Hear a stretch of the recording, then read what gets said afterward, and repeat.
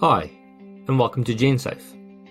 In this video, I'm going to teach you about the risks and the law regarding asbestos identification. One of the most dangerous workplace risks in New Zealand that a lot of businesses are worried about is the exposure to asbestos. And you should be, because according to the safety regulator, asbestos is the single greatest cause of death in New Zealand workplaces.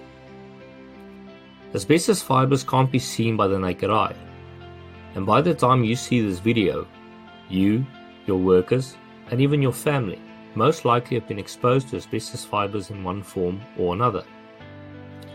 Many families are being exposed to asbestos because they do their own home renovations and are completely oblivious to the dangers because they can't see it.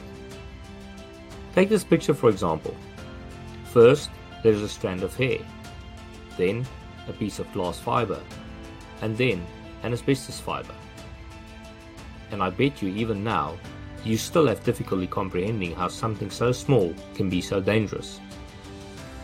If I told you that there could be over 20,000 asbestos fibers on the head of a nail, would you believe me? Probably not.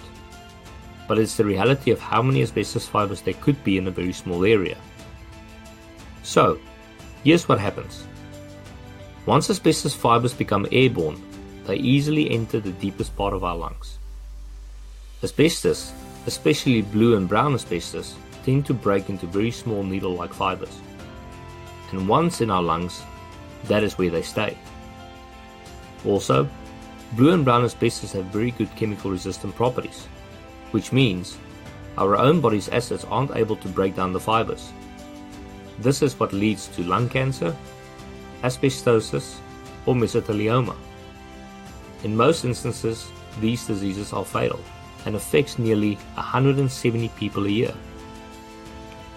We are talking about builders, painters, plumbers, electricians, manufacturers, homeowners, basically everyone. So how do you manage the risk?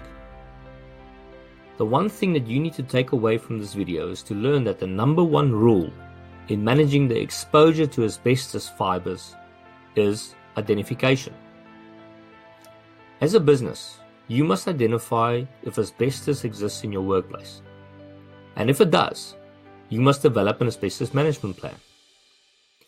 This also applies to rental property owners, who are also classified as businesses or undertakings under the new law. There is also a need to identify asbestos materials when carrying out maintenance, refurbishment, or demolition.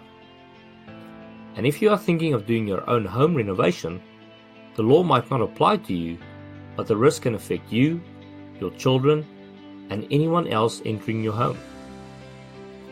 So what materials contain asbestos?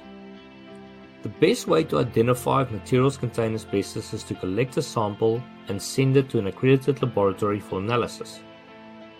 Once you know the results, it is easy to decide how to manage it. GenSafe is an independent contractor that can conduct asbestos identification and sampling for your business or for those thinking about doing their next home renovation. We can also provide asbestos awareness training. So, let us help you stop stressing about the risk you can't see.